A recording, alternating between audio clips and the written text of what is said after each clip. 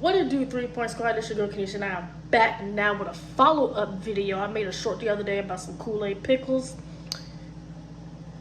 Mt.Olive kosher deal. I used 2 packets of grape Kool-Aid. It is so good. I'm gonna try one with y'all. Just a little piece. This is what it look like right here. Let's try.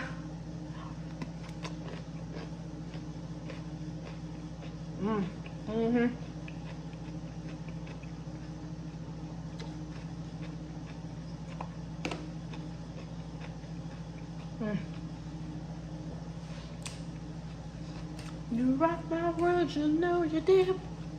Let me stop playing before I get the singer. Super good. The juice, everything sweet, a little tangy. You can use whatever flavor you want. Super good.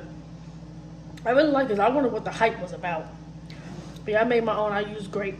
Super good. I love it. Right here. Mt.Olive kosher deal. Yeah, let's taste some of the juice. Oh yeah.